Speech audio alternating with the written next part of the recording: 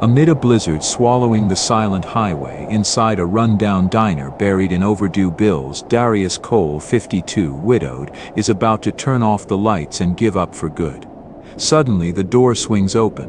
A group of lost truckers, frozen, exhausted and desperate, stumble in, begging for shelter. Darius has almost no food left, but he still decided to cook them the last hot meal he had. He had no idea that this choice would uncover a long-hidden secret from his past, and by the next morning, more than 200 trucks will be parked outside his diner. Before we continue, tell us what time it is and where you're watching from. Subscribe and hype, because tomorrow I've got something extra special for you. Route 17 stretched through the Montana wilderness like a forgotten promise, its cracked asphalt disappearing beneath layers of fresh snow that fell harder with each passing hour. The yellow center lines had faded years ago to barely visible ghosts, and tonight, with the wind howling and visibility dropping to near zero, it felt less like a highway and more like the edge of the world. The North Star Diner sat alone against that vast white emptiness, a small square building that looked like it had been fighting the elements for too long and was finally losing. The wooden siding had weathered to a dull gray, paint peeling in long strips that curled away from the boards like dry skin. The roof sagged slightly in the middle, and the gutters hung crooked, clogged with ice. But the neon sign still glowed, barely. Pink letters spelling out North Star Diner flickered uncertainly, buzzing with electrical static, casting pale rose-colored light across the empty parking lot. The lot itself could have held 20 rigs easily, once upon a time. Tonight it held only a single battered pickup truck with rust eating through the wheel wells. Inside, the diner wore its age like an old man who'd stopped caring about appearances. The booths lined the walls in faded red vinyl, cracked and split in places where gray foam padding pushed through like exposed bone. Someone had tried patching them with duct tape years ago, but even that had worn through. The wooden counter ran the length of the room, its surface dark with decades of coffee rings and elbow grease, scarred by cigarette burns from back when people still smoked indoors. The pie case stood empty, its glass smudged with fingerprints and reflecting the dim overhead lights that buzzed with the same tired frequency as the sign outside. A smell hung in the air, old coffee, lemon cleaner, and something else harder to name. The ghost of better days, maybe. The echo of a place that had once been full of life. Behind the counter stood Darius Cole, both hands planted flat on the worn wood, staring at nothing in particular. He was a big man, 52 years old, and built like someone who'd spent his youth hauling freight and loading docks. Tall, broad across the shoulders, with dark skin weathered by wind and sun, and close-cropped hair going silver at the temples. His hands were large and call-used, the hands of someone who knew how to fix things, to work with tools and engines and the physical world. But tonight those hands just rested on the counter, unmoving, while his dark brown eyes stared past the empty booths toward the windows where snow piled higher against the glass. He'd been a trucker once. Long-haul cross-country, the kind of work that meant 3 weeks on the road and 3 days home, sleeping in the cab more often than in a bed, eating at diners just like this one scattered across the interstate system like beads on a string. He'd loved it, the solitude, the rhythm of the miles, the brotherhood of other drivers connected by CB radio chatter and truck stop coffee. That was before Maya. Maya Cole had been waiting tables at a diner in Billings when Darius first walked through the door, road-weary and looking for nothing more than a hot meal and strong coffee. She'd been small and fierce, with quick hands and a quicker smile, and a way of making every customer feel like they were the only person in the room. Within 6 months they were married. Within 2 years they'd saved enough to buy this place, the North Star Diner, their dream made real, their chance to build something permanent in a life that had always been about motion. For 15 years it had thrived. Drivers knew the North Star the way they knew the road itself, a reliable stop, good food, fair prices, and Maya Cole remembering your name even if you hadn't been through in half a year. The parking lot stayed full, the lights burned late. The CB radio behind the counter crackled constantly with road chatter and friendly voices. Then Maya got sick. Cancer. The kind that moved fast and didn't negotiate. She'd fought it hard, harder than anyone Darius had ever known, but cancer didn't care about fight. It didn't care about dreams or plans or the life you'd built together. 3 winters ago she'd died, and something in the North Star had died with her. Darius had kept going because he didn't know what else to do. He opened the doors every morning, poured coffee, worked the grill, closed up at night, and climbed the narrow stairs to his apartment above the diner where the silence waited for him like a physical presence. But without Maya's warmth, without her gift for making strangers feel like family, the light had dimmed. Fewer drivers stopped, the highway traffic shifted to newer routes with bigger truck stops offering Wi-Fi and showers and 24-hour convenience stores. Now the North Star was dying too. Darius reached beneath the counter and pulled out the envelope he'd been avoiding for a week. The paper was thick, official, the kind of weight that made bad news feel permanent. He unfolded it slowly, even though he already knew what it said. Final notice of foreclosure in bold black letters across the top. 30 days to come up with 3 months of back mortgage payments plus penalties plus interest. He didn't have the money, he didn't have a quarter of the money. He refolded the notice carefully, slid it back beneath the counter next to the broken cash register and looked up at the old clock on the wall. 6:45. 15 minutes until he could flip the sign to closed, lock the door, turn off the lights and climb those stairs to sit alone in the dark like he did every single night. Maybe tonight should be the last night. Maybe it was time to accept that some things couldn't be saved, no matter how hard you'd worked to build them or how much they'd mattered once. Maybe keeping the lights on was just prolonging the inevitable. His hand moved toward the light switch, fingers hovering over the toggle, and then he heard Maya's voice, not real, just memory, but so clear it might as well have been soft and certain the way she used to sound when she was trying to talk sense into him. One more night, Darius. Keep the light on one more night, you never know who might need it. His hand stopped, dropped. He turned away from the switch and walked back to the counter, picked up a rag, and started wiping down wood that was already clean. Outside, the wind shrieked and threw snow against the windows hard enough to rattle the frames. The pink neon sign flickered, steadied, flickered again. The parking lot disappeared beneath white. And then sudden enough to make Darius's heart jump, the door rattled hard, the bell above it giving a startled jingle. He looked up sharply, expecting nothing, expecting wind. But there in the doorway stood a young man. Snow clung to his shoulders like he'd been rolled in powdered sugar, his canvas jacket was dark with moisture and his face, what Darius could see of it beneath a trucker's cap pulled low, was raw and red from the cold. The man stamped his boots on the worn rubber mat, sending cascades of snow scattering across the linoleum, and looked up with eyes that held equal parts hope and exhaustion. "Evening, sir." His voice came out rough, scraped raw by cold or too many hours breathing frigid air. "Any chance you're still serving?" Darius felt the automatic response form on his tongue, sorry, about to close, the words he should say, the sensible words that would let him lock up and escape to his quiet apartment where he wouldn't have to pretend anymore that he was fine, that he wasn't drowning. But something stopped him. Maybe it was the way the young man stood there, shoulders hunched against cold that had followed him inside, hands shoved deep in his pockets like he was trying to hold on to whatever warmth he had left. Maybe it was the exhaustion written so clearly across his face, the kind of bone-deep tiredness that came from too many hours behind the wheel with nowhere safe to stop. Or maybe it was just Maya's voice still echoing in his head. "Yeah," Darius heard himself say, surprised by the steadiness in his own voice. "Coffee's still hot. Take a seat anywhere." The relief that washed across the young man's face was almost painful to witness, like he'd been bracing for rejection and hadn't quite known what he'd do if it came. He pulled off his cap, revealing dark hair plastered to his forehead with sweat despite the cold, and moved to the counter with steps that suggested his legs weren't entirely steady. "Thank you." The words came out thick with gratitude. "I mean it. Thank you."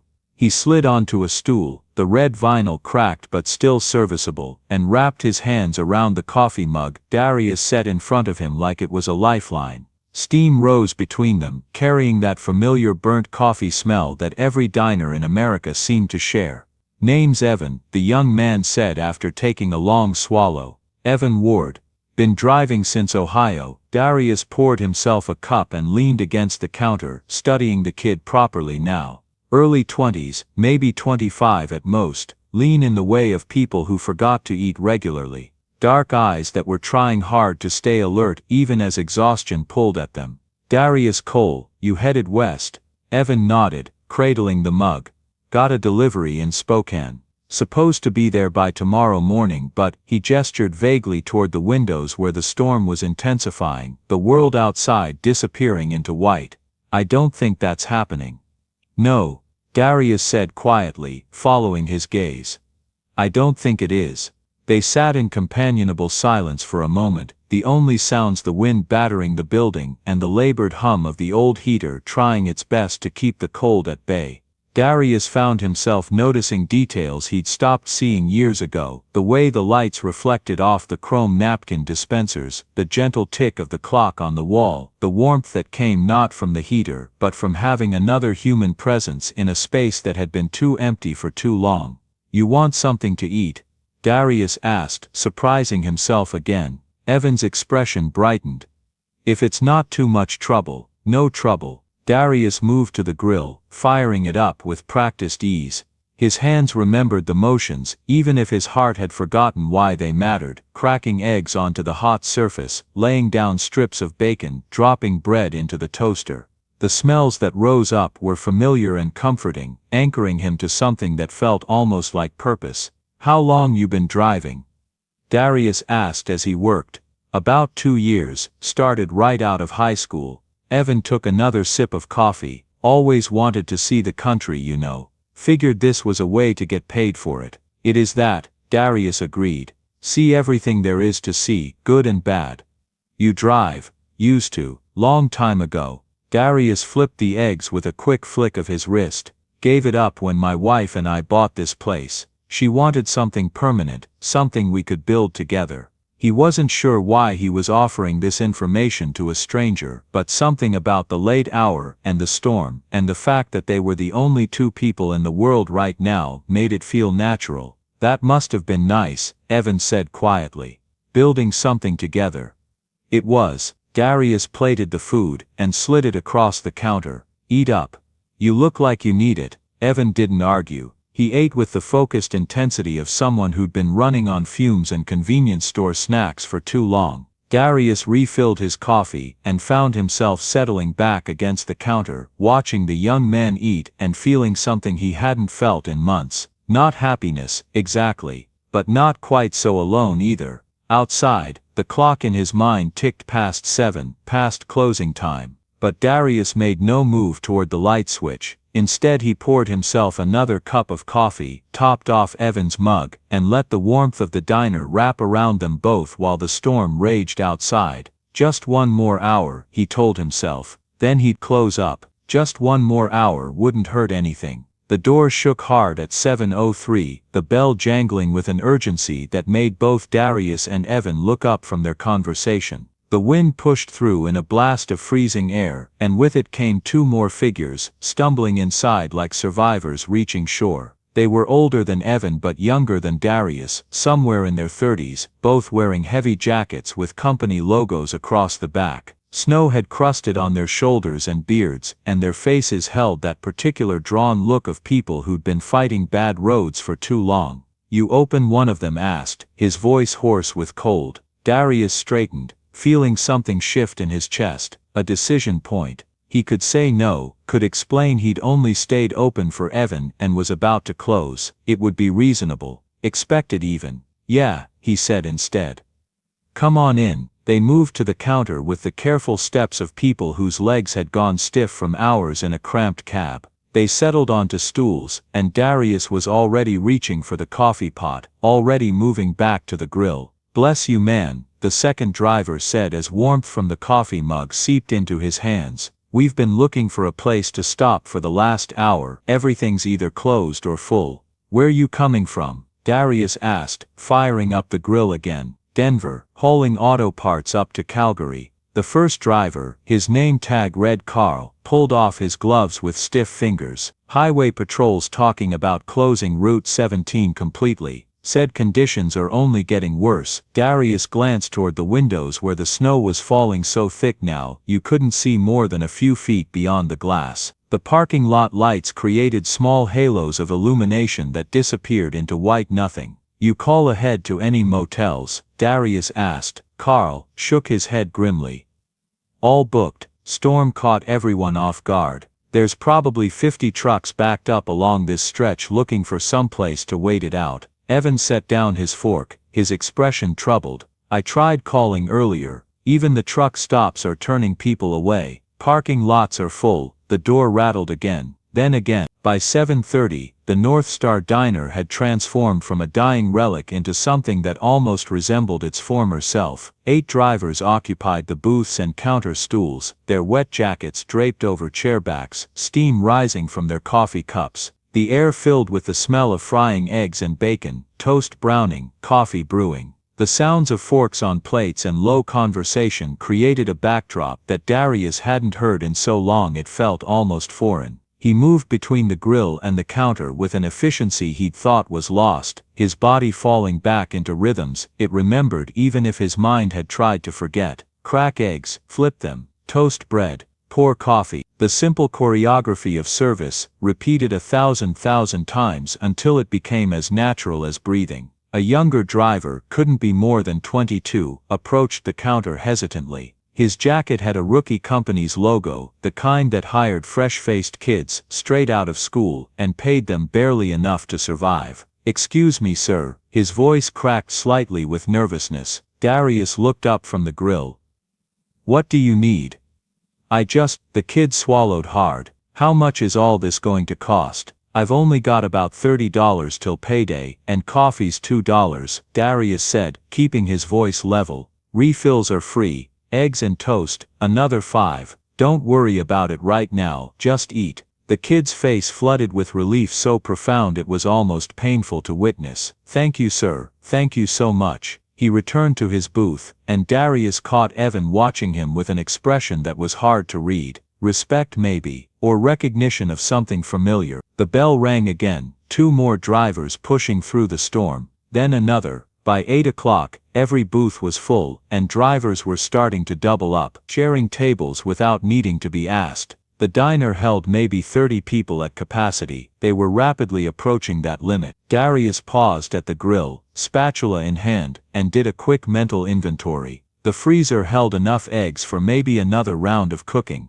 Bread was running low, bacon was nearly gone. Coffee would last a while longer, but everything else. The door opened again, and a woman stepped through. She was in her 60s, small and wiry with steel-gray hair pulled back in a tight bun. Her coat was dusted with snow, and her sharp eyes took in the crowded diner with a single sweeping glance. Lila Hart had worked at the North Star for 12 years. She'd been Maya's closest friend, and had stayed on after her death out of loyalty to both the memory and the man left behind. Darius had told her not to come in tonight, that there wouldn't be any business worth the dangerous drive. Clearly, Lila Hart had never been particularly good at following directions. "Looks like you could use a hand," she said, already pulling off her coat and reaching for an apron. "Lila," Darius started, but she cut him off with a look. "Don't even start. I've been pouring coffee in this place since before that boy over there was born." She jerked her chin toward the young nervous driver. "I'm not about to stop now just because there's a little weather." Despite everything, the stress, the exhaustion, the weight of too many worries, Darius felt his mouth twitch into something almost like a smile. "Glad you're here,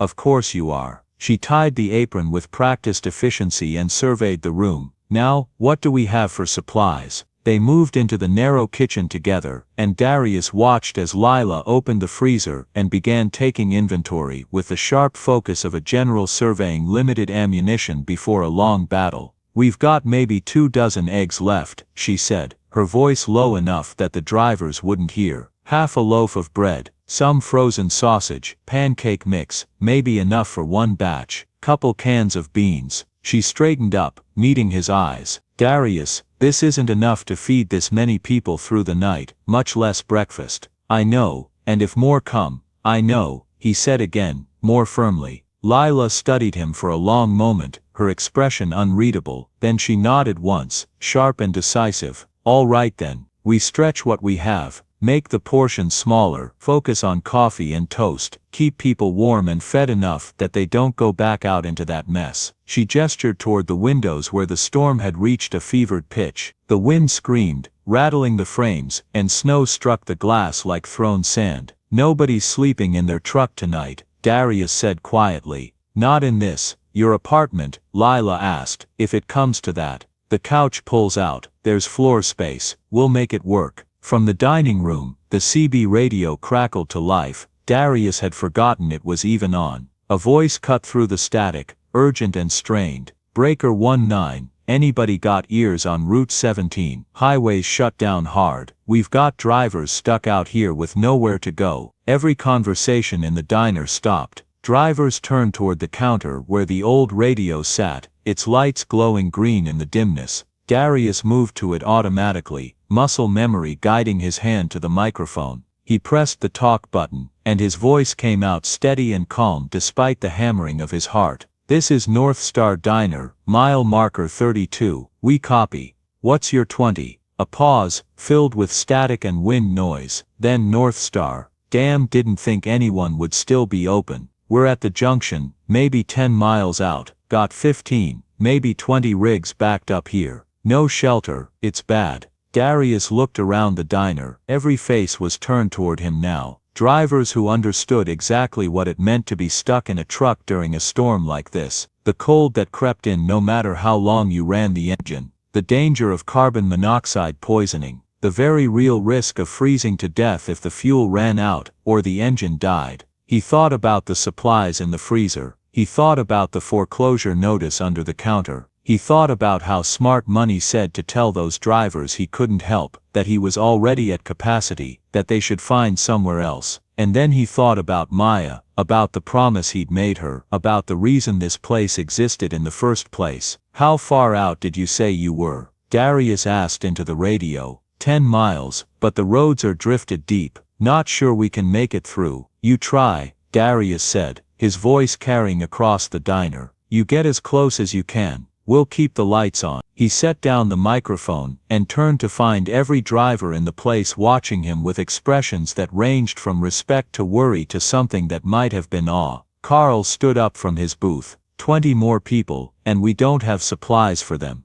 I know, and there's no room unless we start sleeping in shifts. I know that too. Darius met his eyes steadily. But I'm not sending anyone back out into that storm to die in their cab. We'll figure it out. For a long moment, nobody spoke. Then Carl nodded slowly, and something shifted in the room. A collective decision, unspoken but understood. We can double up, Carl said. Share booths. Some of us can sleep sitting up if we have to. A woman driver with short dark hair and grease-stained hands stood up. I've got extra granola bars in my rig, and a case of bottled water. I'll go get them. I've got blankets, another driver offered, and a Coleman stove if the power goes out. One by one they stood, offering what they had. Extra food, blankets, thermoses of coffee, the willingness to make do with less so that others might have enough. Evan moved to Darius's side, his young face serious. Tell me what you need me to do. Darius looked at him, this kid he'd only met an hour ago, and saw in his expression the same determination he saw in his own mirror every morning when he forced himself out of bed to face another day of slow failure. Help Lila in the kitchen, Darius said. We're going to need every hand we can get. You got it. The wind howled, the snow fell, and inside the North Star Diner, a group of strangers who'd sought shelter from the storm began transforming into something else entirely. Something that looked almost like family. They came in waves over the next 2 hours, not 15 trucks, closer to 25. The parking lot filled until there was no more room, and trucks began lining the highway shoulder for a quarter mile in each direction, their hazard lights blinking through the white like distant stars. Each time the door opened, a blast of Arctic air swept through, and with it came another driver, or 2 or 3, stumbling inside with snow-crusted clothes and faces raw from wind. They stood in the doorway, blinking against the warmth and light like people emerging from a cave, and each time Darius waved them toward whatever space remained. Find a spot. Coffee's hot. The diner had never been designed to hold this many people. Bodies packed into booths, meant for 4 now held 6. Drivers sat on the floor with their backs against walls. Some stood in the narrow spaces between tables, too tired to care about comfort, just grateful to be warm. Lila moved through the chaos with the efficiency of someone conducting an orchestra, somehow keeping track of who'd eaten, and who was still waiting, who needed more coffee, and who looked ready to collapse. Evan worked the grill alongside Darius now, his inexperience showing but his willingness making up for it. "How do you want these eggs?" Evan asked, spatula hovering uncertainly over the sizzling surface. "Doesn't matter," Darius said, "just keep them coming." The food stretched impossibly thin. Eggs became scrambled because they went further that way. Toast was cut into halves, then quarters. The pancake batter was watered down until it was barely thick enough to hold together on the griddle. But it was hot and it was filling, and nobody complained. A driver named Hank, older, maybe 60, with a weathered face and hands that trembled slightly as he held his coffee, approached the counter. "Mr. Cole," Darius looked up from the grill. "Yeah, just wanted to say thank you. My rig was running on fumes when I pulled in. Another hour out there," and he didn't finish the sentence. "Didn't need to." "Don't mention it." "No, I mean it." Hank's voice roughened. "I've been driving 30 years, I've seen a lot of places close their doors when things got hard. You didn't. That means something." He returned to his booth before Darius could respond, leaving behind words that settled somewhere deep in Darius's chest, in a place that had been empty for too long. By 10 o'clock, the last of the food was gone. The freezer stood empty, except for a few forgotten ice cubes. The pantry held nothing but empty containers. Darius stood in the kitchen doorway, surveying the situation, and doing math that didn't add up no matter how he worked it. 40-some people, no food. A storm that showed no signs of stopping, and morning still hours away. Lila appeared at his elbow, her face drawn with exhaustion. "That's it," she said quietly.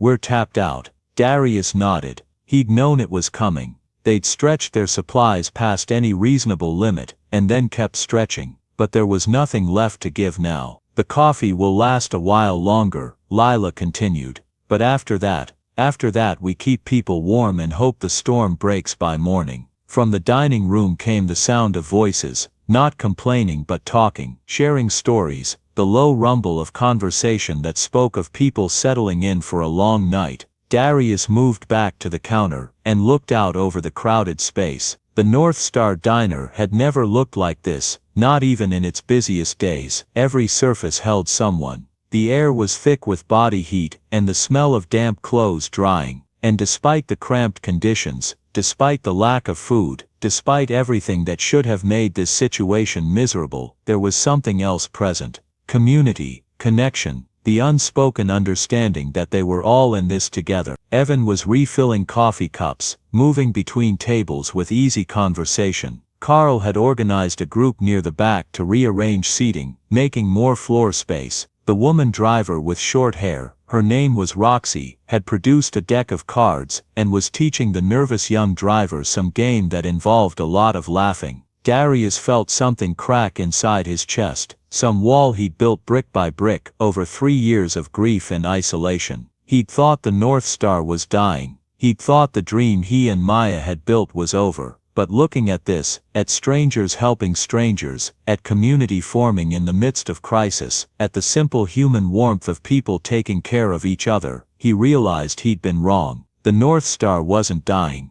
It had just been waiting for this moment, this night, this reminder of what it was meant to be. A light in the darkness, a haven for travelers, a place where people mattered more than profit. The CB radio crackled again. "North Star, you still awake?" Darius reached for the microphone. "We're here. Just wanted to say thanks for keeping the light on. You saved lives tonight. Whether you know it or not." The transmission ended. Darius stood there holding the microphone, staring at it, and felt his eyes burn with something he wouldn't name. Around him the diner settled into the quiet rhythms of a long night. Drivers dozed in booths or on the floor. Quiet conversations continued in corners. The heater hummed and groaned, working overtime. And through it all, the pink neon sign outside continued to glow, casting its light across the snow-buried parking lot.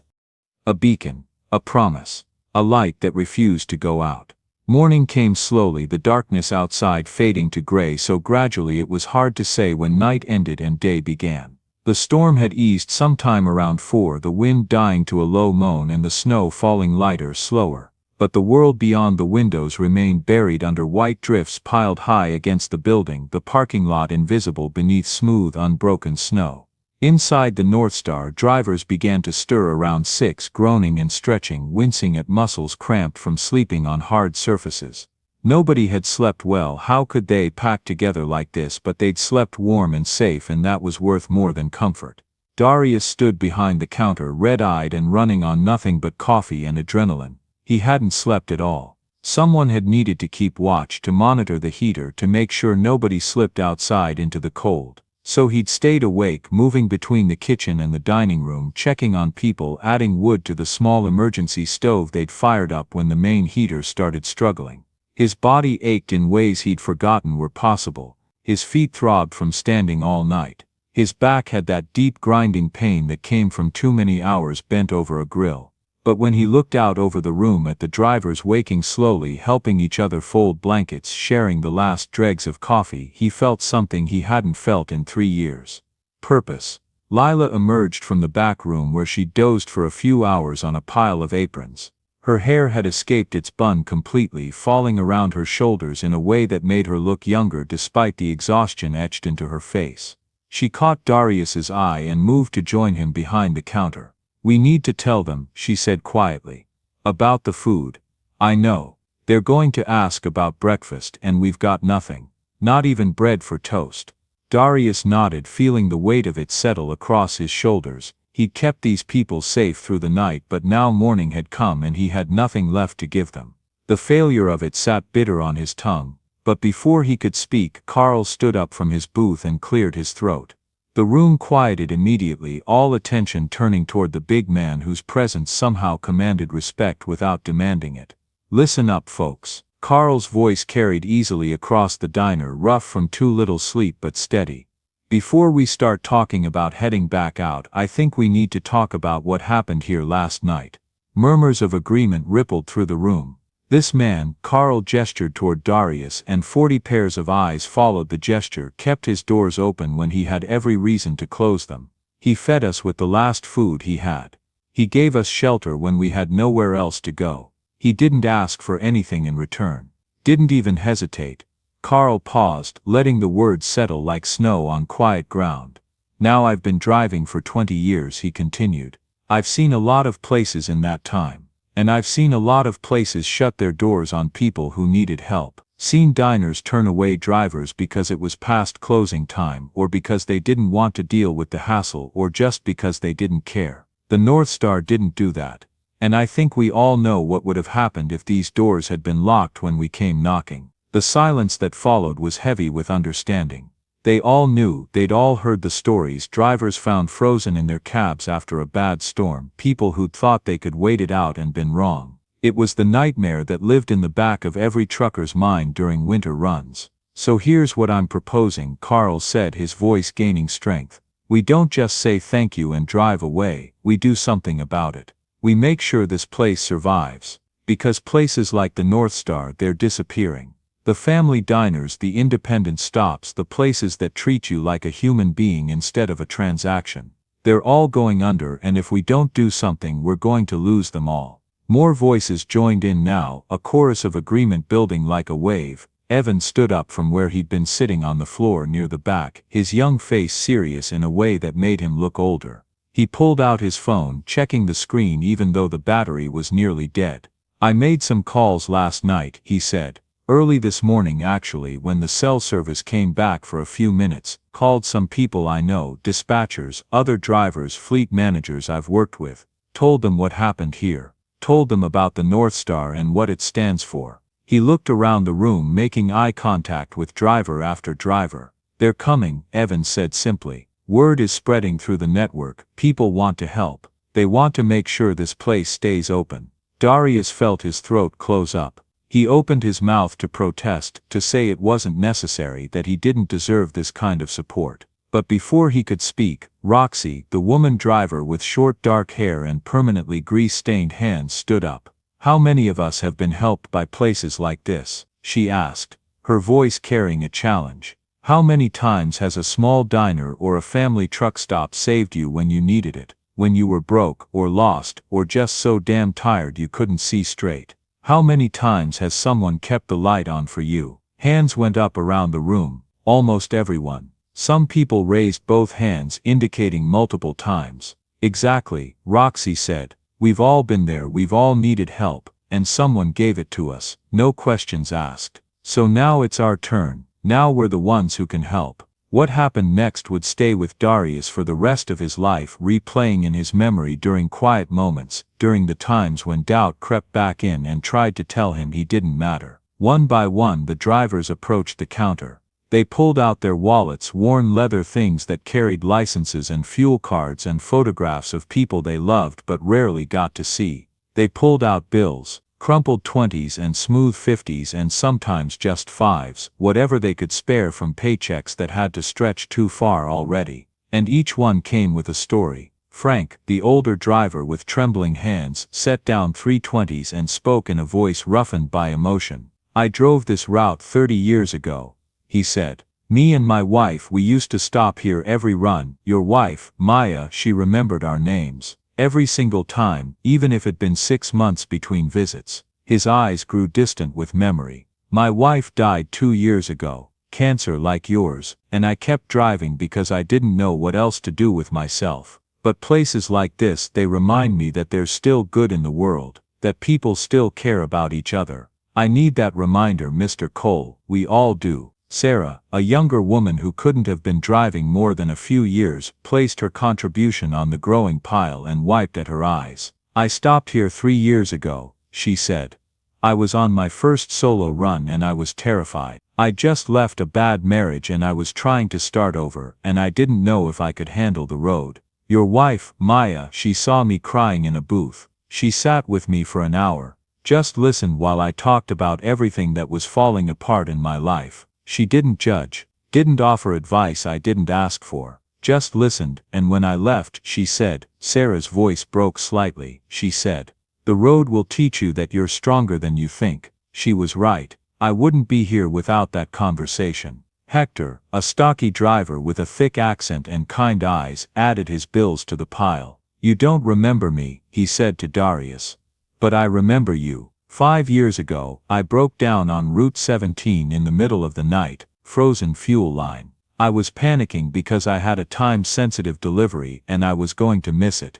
You pulled over in your rig, you were still driving then, and you helped me get it fixed. Took 2 hours in freezing cold. And when I tried to pay you, you said no. You said, just pass it along to someone else who needs it. So I did, and I've been doing it ever since. The stories kept coming, layering one upon another like sediment forming rock. Each one was a moment Darius had forgotten or never realized mattered. Small acts of basic human decency that had rippled outward in ways he'd never imagined. A driver named Marcus talked about the time Maya had spotted that he was running a fever and had insisted he rest in the apartment upstairs rather than push through and risk an accident. She probably saved my life that day, he said simply. A woman named Teresa remembered how Darius had once fronted her a meal when her company's payment card was declined, trusting her to come back and pay when she could. I was broke and hungry and too proud to ask for charity, she said.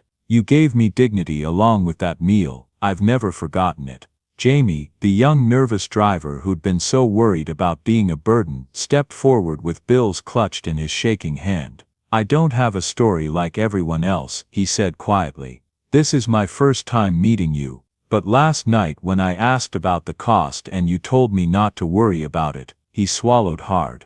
My dad was a driver. He died 3 years ago, fell asleep at the wheel after pushing too hard to make a delivery. And I kept thinking last night, if there had been a place like this on his route, somewhere he could have stopped and rested without worrying about the cost or the time, maybe he'd still be alive. So this, he set down his money, this is for my dad. And for every driver who needs a place like this to exist. By the time the last driver had contributed, the pile of money on the counter had grown substantial. Darius stared at it through blurred vision, unable to process what he was seeing. It was more than enough to catch up on the mortgage, more than enough to restock the kitchen, maybe even enough to make some of the repairs the building desperately needed. But it wasn't really about the money, it was about what the money represented. It was about community, about the unspoken code of the road that said when someone needs help, you help them. About the brotherhood that bound these strangers together more tightly than blood.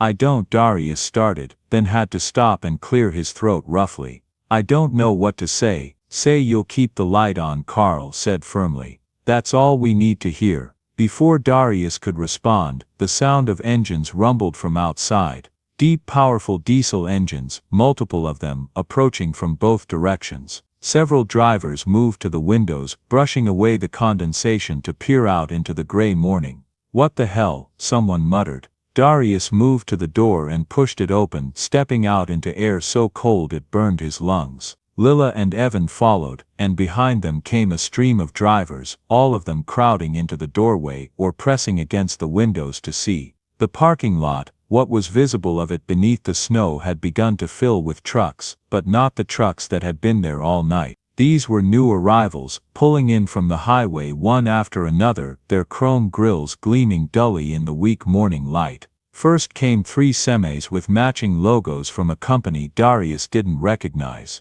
Then 2 more from a different company.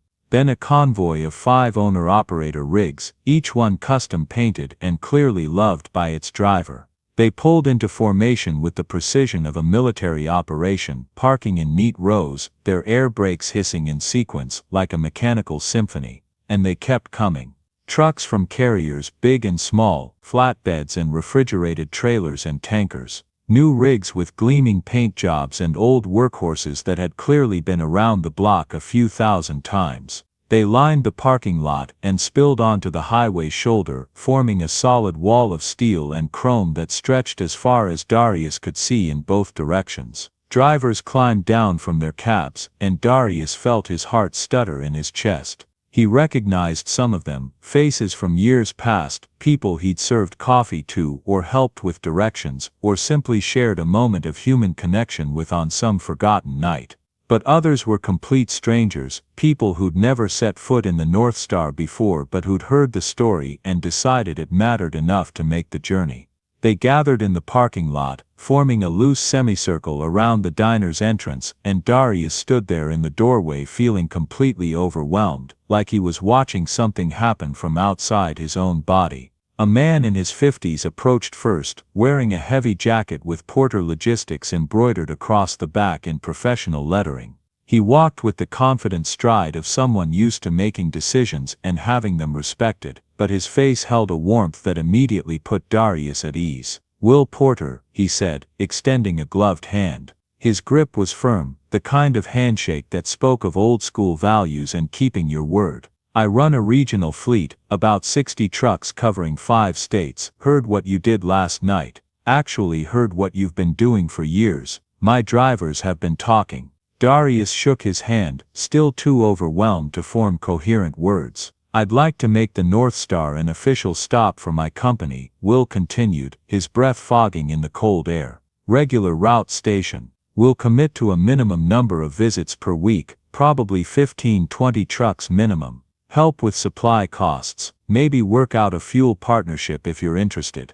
It's good business for both of us, but more than that," he paused, his expression growing serious. "It's the right thing to do. Places like this built this industry. They deserve to survive." Before Darius could find his voice to respond, a woman stepped forward.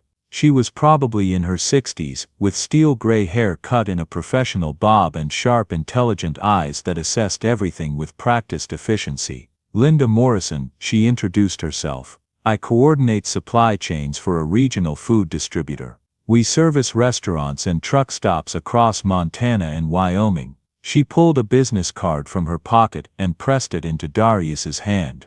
"I'd like to set up a standing contract with you. Regular deliveries at cost, no markup. You'd get reliable supplies, we'd get a reliable customer, and we'd be helping preserve something worth preserving." Then another person stepped forward, and another. Fleet managers offering contracts and partnerships. Independent operators pledging to make the North Star a regular stop on their routes. representatives from trucking associations talking about recognition programs and historical preservation grants. A mechanic who owned a shop 30 miles away, offering free maintenance on the diner's heating and electrical systems. A fuel company rep proposing a small but viable fuel island installation that could serve the trucks that stopped here. They came forward one by one, each offering something tangible, not charity but partnership, not handouts but mutually beneficial arrangements that would help ensure the North Star's survival while serving their own needs too. And through it all, Darius stood there taking it in, trying to process the reality that his small act of keeping the doors open had somehow sparked this massive response. Carl appeared through the crowd, carrying a thick envelope, bulging with contents. He pressed it into Darius's hands with both of his own, holding it there for a moment. From the drivers, Carl said, his gruff voice softened by emotion.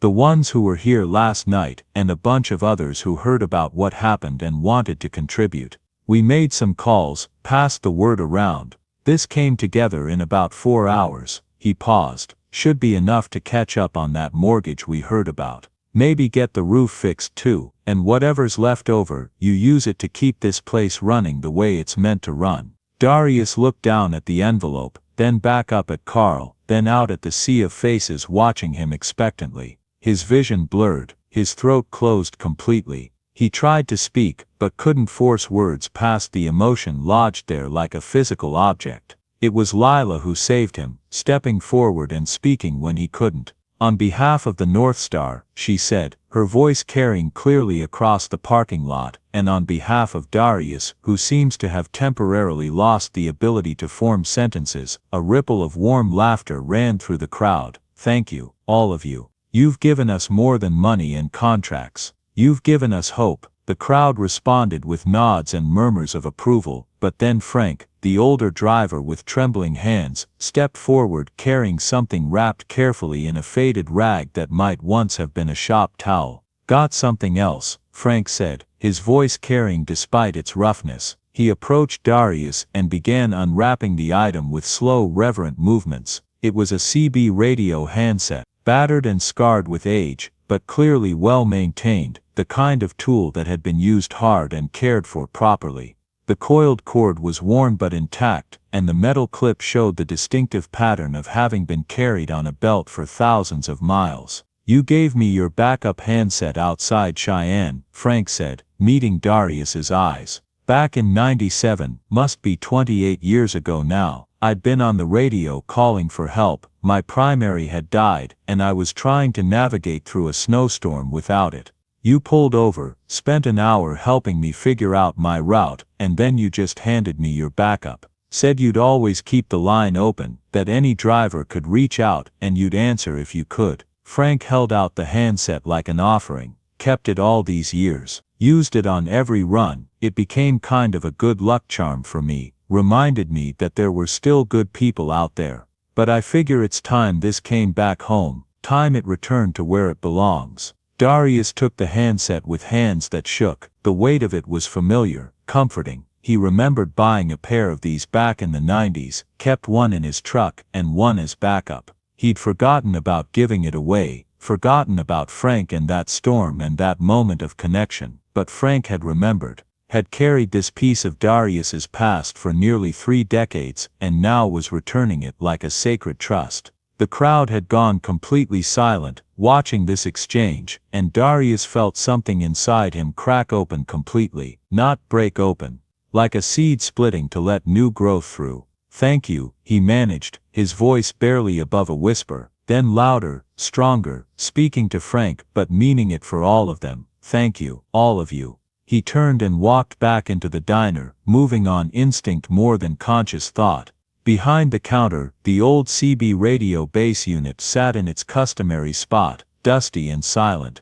He'd kept it there out of habit more than anything else, a relic of the past that he couldn't quite bring himself to throw away. Now he took Frank's handset and clicked it into place. It fit perfectly, like it had been made for this exact spot. The connection was solid, and when he keyed the mic, the transmit light glowed green and steady. The crowd had followed him inside, packing the diner beyond capacity, and they watched as Darius adjusted the squelch and brought the radio fully online. Immediately, it crackled to life, voices emerging from the static, drivers on the road, calling out reports and warnings and jokes, the constant chatter that was the heartbeat of the highway. Southbound at mile marker 45, got a four-wheeler with a flat in the left lane. Copy that. I see him moving over. Anybody know if that truck stop at Junction City is still open? The one with the good pie. Yeah, but it's under new management. Pie's not what it used to be. 10-4. Thanks for the heads up. The familiar sound of it, the rhythm and cadence of road communication that had been the soundtrack to years of Darius's life, wrapped around him like a blanket. He stood there with one hand on the counter and the other still holding the microphone, and he let himself feel it all. The grief and the loss, the years of loneliness, the slow death of hope, but also this moment, this community, this reminder that even in the darkest times, even when you thought you were completely alone, you weren't. You were part of something larger, something that endured. Evan appeared at his side, and when Darius looked at the young man, he saw understanding in his eyes. Evan had been a stranger 24 hours ago. Now he felt like family. They mean it, Evan said quietly. All those offers, all those commitments, this isn't just talk. These people are going to follow through. I know, Darius said. And he did. He could feel it in the air, in the weight of the handset in his palm, in the way the gathered drivers looked at him, not with pity, but with respect and affection.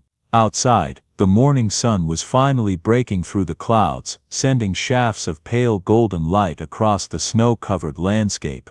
The parking lot full of trucks gleamed in that light, chrome and steel and glass reflecting brilliance. The North Star had survived the night, and now impossibly, miraculously, it was going to survive much longer than that. The light was going to stay on. The parking lot of the North Star Diner became something between a truck rally and a family reunion. Drivers stood in clusters despite the cold, breath fogging in the air, stamping their feet and clapping hands together but making no move to leave. More trucks kept arriving, pulling off the highway carefully, adding to the growing congregation. Darius stood in the doorway with Lila beside him, both of them staring at the scene with expressions caught somewhere between disbelief and wonder. A man in his 50s approached, wearing a jacket with Porter Logistics embroidered across the back. He walked with the confident stride of someone used to making decisions, and when he extended his hand, his grip was firm. Will Porter, I run a regional fleet, about 60 trucks. He looked around at the gathered drivers, the snow-covered lot, the diner standing solid against the white land. Heard what you did last night. Actually heard what you've been doing for years. My drivers have been talking.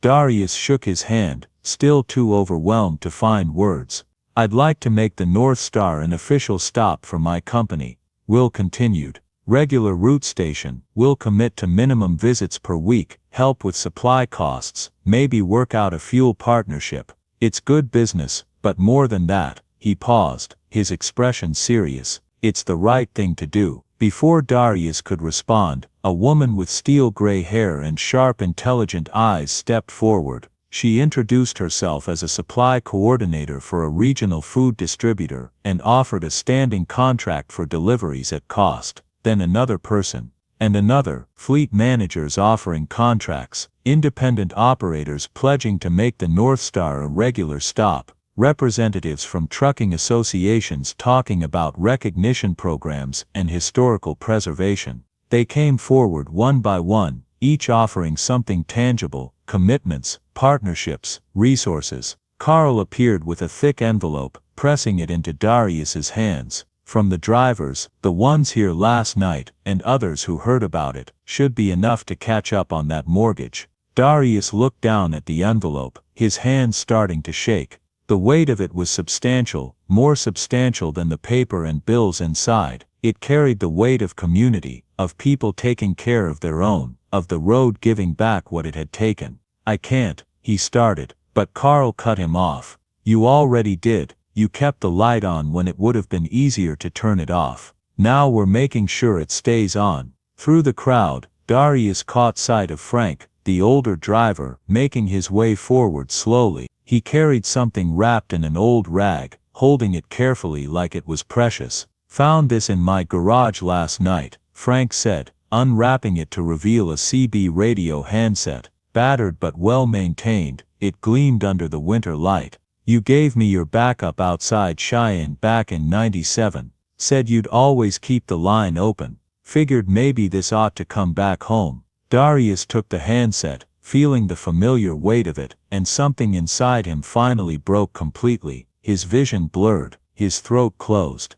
He tried to speak, but couldn't force words past the emotion lodged there like a stone. Lila's hand found his arm, squeezing gently. Evan stood on his other side, and around them the gathered drivers waited with patient understanding. They'd all been there, the moment when pride cracked and gratitude poured through. They knew. "Thank you," Darius finally managed, his voice rough and broken. "All of you, thank you." The transformation took 6 weeks, but it felt like watching time-lapse photography of something growing. The parking lot was expanded and properly paved, with pull-through spaces designed for the longest rigs. The neon sign was completely rebuilt, its pink glow now steady and strong, visible for miles. Inside, the booths were reupholstered in the same red vinyl but fresh and intact. The counter was refinished, keeping its character but losing its despair, but they kept the soul intact. The same layout, the same feeling. The bones that Maya had loved remained untouched. The CB radio was mounted on a polished wooden plaque behind the counter, with a brass plate that read Maya Cole. She kept the light on. Lila became the official manager, her salary finally reflecting years of devotion. They hired 2 more staff, a cook and another server, to handle the increased traffic that came as word spread through the trucking network like wildfire. Drivers went out of their way to stop at the North Star now, not just for fuel or food or clean restrooms, though those were all excellent, but for something harder to quantify. They came because the North Star felt like home. On reopening day, Darius stood outside looking up at the new sign. Beneath North Star Diner was a new subtitle, "A haven for all travelers." "Looks good," Lila said, joining him in the cold morning air. "Yeah, it does." Darius swallowed hard. Maya would have loved this. She would have loved that you didn't give up, that you kept her dream alive even when it was killing you to do it. The CB radio crackled inside, now restored to its place of honor, always on, always listening. "Breaker 19, North Star Diner, you got your ears on." Darius smiled and headed inside, reaching for the handset with practiced ease. "North Star here, go ahead. This is Red River Express, coming in from Billings. Heard tell you folks make the best coffee on Route 17. We do our best. How far out are you?" "About 20 minutes. Got 4 rigs with me. We'll have the coffee hot and the grill ready. Come on in." "Copy that, North Star. See you soon." Darius hung up the handset and found Lila already firing up the grill, moving with the practiced efficiency of someone who belonged exactly where they were. The morning rush was coming. They were ready for it. They were always ready now. 6 months after the storm, the North Star had become more than a successful business. It had become an institution, a landmark that drivers planned their routes around, that companies added to official stop lists, that travelers sought out because they'd heard the stories. The walls filled with photographs, truckers posing beside their rigs, group shots of impromptu convoy reunions, handwritten notes of thanks. Someone started a tradition of leaving company patches or small mementos, and a bulletin board near the entrance became crowded with memories from drivers spanning the continent. But the heart remained unchanged. Darius still worked the counter. Lila still moved through the room with sharp eyes and soft heart. The CB radio still crackled constantly, and every single driver who walked through the door was treated like family. Evan stopped by regularly, his routes somehow always managing to bring him past mile marker 32. He'd become an unofficial ambassador for the North Star, and Darius had stopped being surprised when the young man showed up with new ideas. One October afternoon, Evan came in carrying his phone with barely contained excitement. "You need to see this." He pulled up an article from a trucking industry magazine. The headline read, "North Star Diner, The little truck stop that refused to die. Darius read through it slowly, seeing his own story reflected back through someone else's words. The article talked about community, about the code that bound truckers together, about human connection in an isolating industry. And it talked about him, Darius Cole, the former driver who'd kept his doors open during a blizzard and sparked a movement. They want to do a follow-up, Evans said. Maybe even a documentary. People are responding to this, Darius. It's bigger than just us.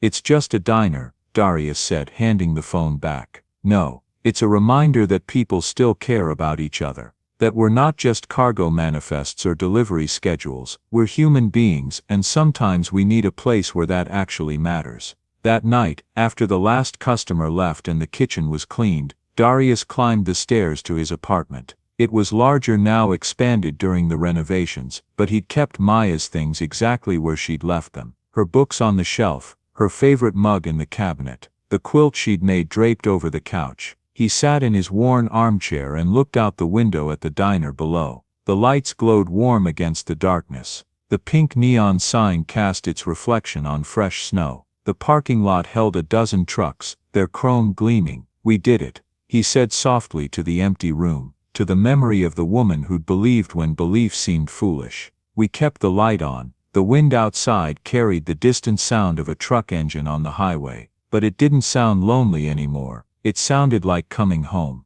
Winter returned as it always did, bringing snow and ice and the kind of cold that made breath freeze in your lungs. But the North Star stood ready. The heater worked perfectly. The kitchen was fully stocked. The parking lot was plowed regularly. And the lights burned steady and bright, visible for miles. On a December night when the snow was just beginning to fall, Darius stood behind the counter doing what he'd done 1,000 times, wiping down wood that was already clean, preparing for whatever the night might bring. The diner held a comfortable number of customers. Not empty, not crowded, just right. Lila was training Rosa, their newest server, showing her the rhythm of the work. Evan sat at the counter working on his logbook between bites of pie. The CB radio crackled. North Star Diner, you still open? The voice was young, uncertain, holding that particular quality of someone on their first solo run hoping desperately not to mess up. Darius smiled, a real smile that reached his eyes. He'd heard that tone before. He'd used it himself years ago. North Star here, he said, his voice warm and steady. We're open. Where are you? About 5 miles out. It's starting to snow pretty hard, and I'm not sure I should keep going. You shouldn't. Highway gets bad fast. Come on in. We've got hot coffee and a warm place to rest. Relief flooded through the radio. Thank you, sir. I'll be there in 10. We'll be waiting. Drive safe now. Darius hung up and caught Evan's eye. The young man was grinning. Here we go again, Evan said. Here we go again, Darius agreed. He moved to start a fresh pot of coffee, his hands steady and sure. Through the window snow began to fall more heavily, white flakes swirling in the light from the parking lot. But he wasn't worried. The North Star had weathered storms before. It would weather this one too. The door opened with its familiar jingle. A young driver stepped inside, stamping snow from his boots, looking around with wide eyes that gradually relaxed as he took in the warmth and light. Come on in, Darius called. Take any seat you like. The young man moved to the counter, and Darius poured him coffee, watching as cold hands wrapped gratefully around warm ceramic. First time out alone, Darius asked. That obvious a sheepish smile. Yeah, second week, still figuring it all out. You'll get there. We all do. The road teaches you if you let it. You drive, used to. These days I just keep the coffee hot and the lights on. Well, the young man raised his mug slightly. I appreciate it. Was starting to think I'd have to sleep in my cab. Not while the North Star's standing, Darius said firmly. You need a place to rest. You've got one. The CB crackled again. Another voice calling out through the snow. Then another. Drivers looking for shelter following the beacon of pink light through the gathering storm. Darius answered each call with steady reassurance. One by one they came. The parking lot filled with trucks, the diner filled with people, and somewhere in the midst of it all Darius paused and looked around and felt it, that deep sense of rightness that had been missing for so long. This was what Maya had envisioned. Not just a business but a home, a haven, a light in the darkness. Lila caught his eye across the room and smiled. He smiled back. Outside, the storm intensified. But inside the North Star Diner, the lights burned warm and steady, the coffee flowed freely, and the doors stayed open. They would always stay open.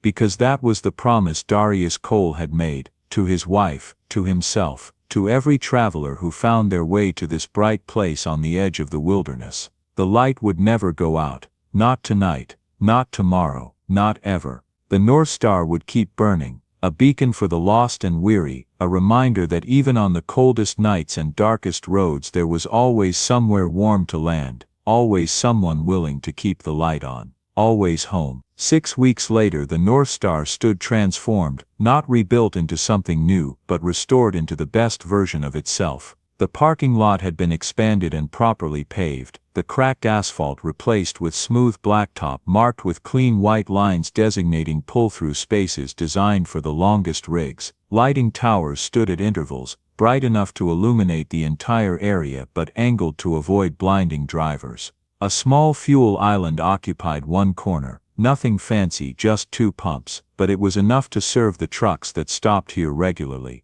The building itself had been repaired from the ground up. The sagging roof was replaced, properly insulated this time. The siding was restored and painted in the same colors it had worn in its prime, cream with forest green trim. New windows replaced the old drafty ones, but they were the same size and style, keeping the character intact. But it was the sign that drew the eye. The pink neon North Star Diner glowed steady and strong now, rebuilt from scratch but faithful to the original design. And beneath it, in smaller letters of warm gold, a haven for all travelers. Inside, the transformation continued, that balance between restoration and improvement. The booths wore fresh red vinyl that matched the original color exactly, but this time, the padding was thick and comfortable. The counter had been refinished, keeping every scar and burn mark that held memories while sealing the wood properly. The floor was replaced but styled to match the vintage linoleum pattern. New equipment filled the kitchen, a commercial refrigerator that actually maintained temperature, a grill with even heat distribution, a dishwasher that would save hours of manual labor.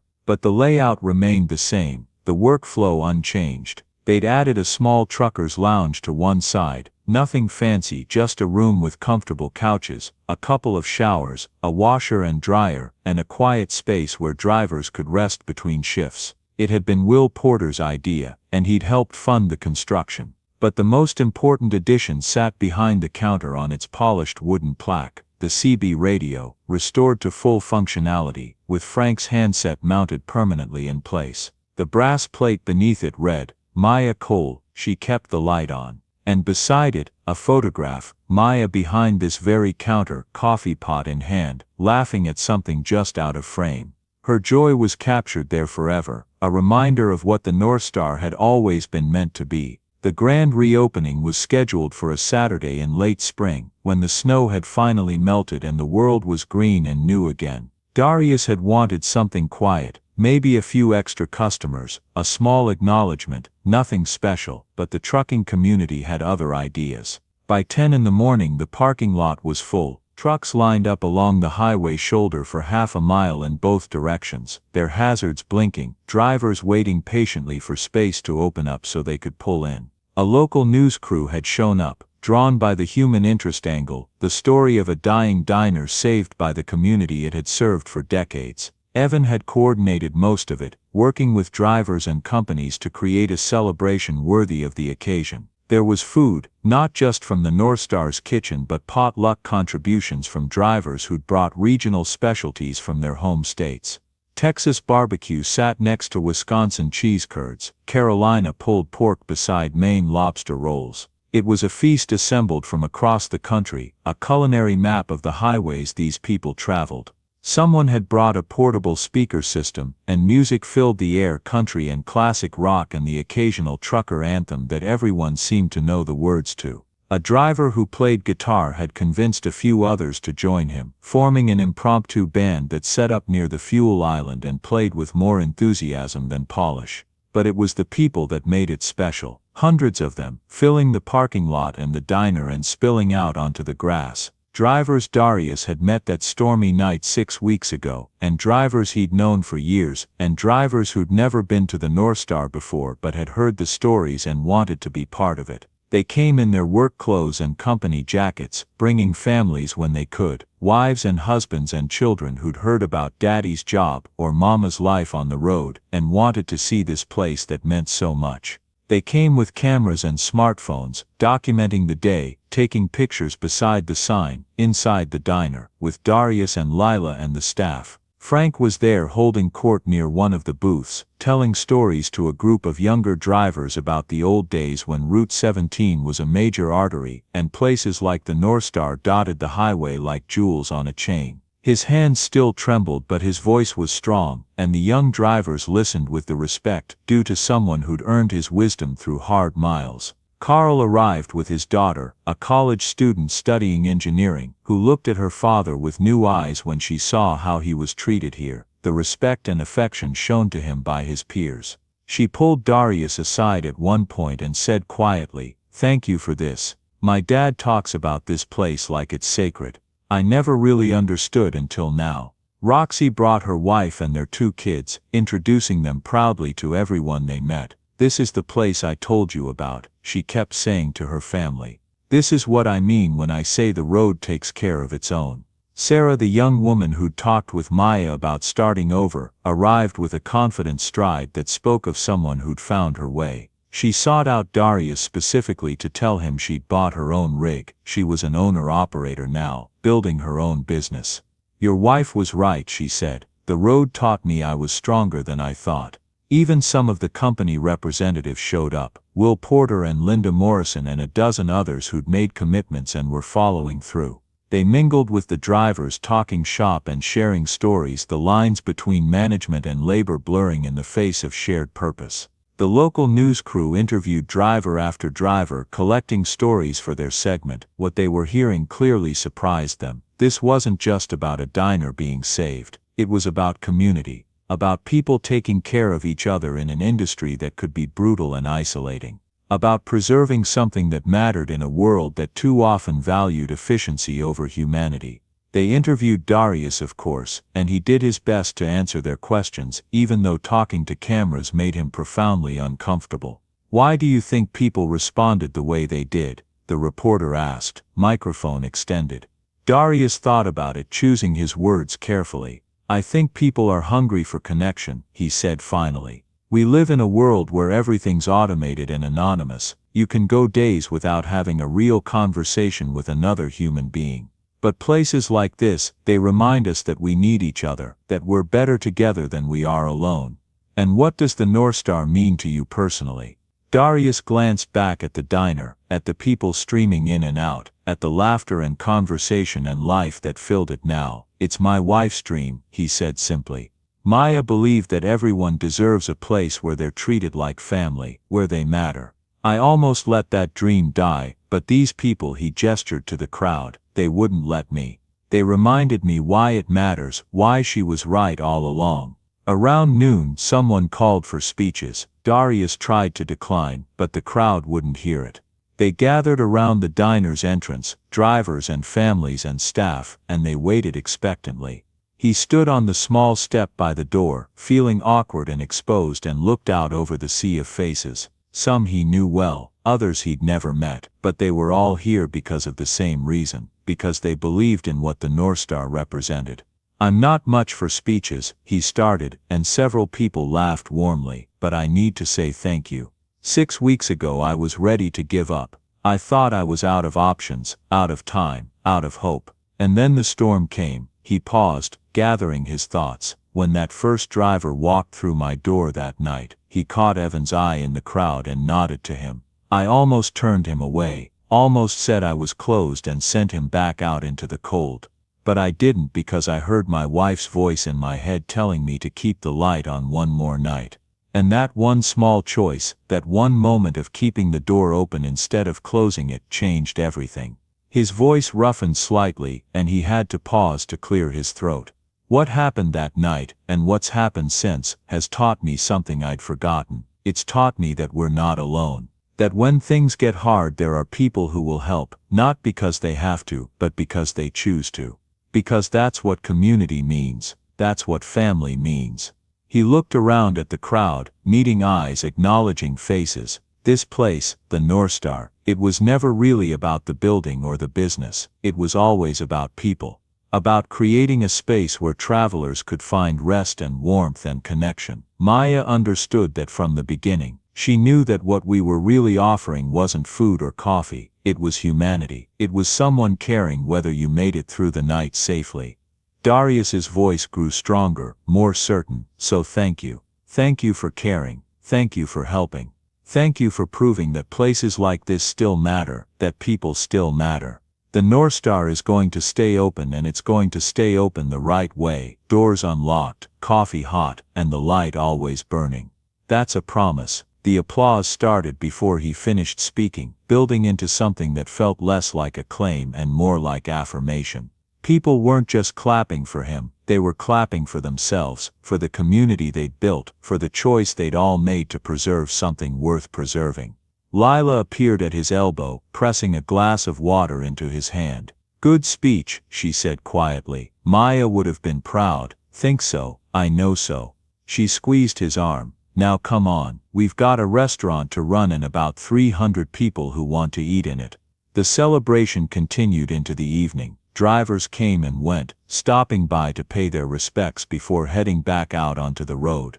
The band played until their fingers hurt. Children ran between trucks under the watchful eyes of parents who'd learned to let them play, but never stop counting heads. As the sun began to set, painting the Montana sky in shades of orange and gold and deep purple, Darius stood in the doorway of the North Star and watched it all unfold. The parking lot full of trucks, the people gathered in small groups, talking and laughing. The warm light spilling from the diner's windows. Evan approached, holding 2 cups of coffee. He handed one to Darius and stood beside him in comfortable silence for a moment. You did it, Evan said finally. We did it, Darius corrected. All of us. Fair enough. Evan took a sip of coffee. You know this is going to change things, right? The news coverage, the documentary they're talking about, all the attention. The North Star's going to be famous. Darius grimaced slightly. I don't want famous, I just want to keep the doors open. I know, but sometimes you don't get to choose. Sometimes the story chooses you. Evan paused. Just remember, no matter how big this gets, the heart of it stays the same. It's still about people helping people. It's still about keeping the light on. Yeah, Darius agreed, it is. They stood there as the last light faded from the sky, and the parking lot lights came on, illuminating the scene in artificial daylight. More trucks were arriving even now, drivers who'd heard about the reopening and wanted to be part of it, even if they were late. The CB radio crackled inside, voices calling out across the darkening landscape, drivers checking in and looking out for each other the way they always had. The sound of it had become constant background music again, the rhythm Darius had missed more than he'd realized. I should get back inside, Evan said. Lila's making me work for my dinner. Go ahead, I'll be there in a minute. Evan clapped him on the shoulder and disappeared into the warmth of the diner. Darius remained in the doorway, coffee cooling in his hands, and let himself feel the full weight of this moment. He thought about Maya, about the dreams they'd shared, and the life they'd built. He thought about the 3 years of grief and loneliness that had followed her death, and he thought about that storm night, 6 weeks ago, when keeping the door open for one more traveler had somehow sparked this miraculous chain of events. The wind picked up slightly, carrying the smell of spring grass and distant rain. A weather front was moving in. Nothing serious, just the kind of evening shower that would settle the dust and cool things down. Drivers would be watching for it, adjusting their routes, looking for safe places to pull over if needed, and they would know the North Star was here. That the light was on, that the doors were open, always open. Darius drained the last of his coffee and turned to go inside. Behind him the pink neon sign glowed steady and strong against the darkening sky, and the gold letters beneath it promised what they'd always promised. A haven for all travelers, a place where people mattered, a light that would never go out. Join us to share meaningful stories by hitting the like and subscribe buttons. Don't forget to turn on the notification bell to start your day with profound lessons and heartfelt empathy.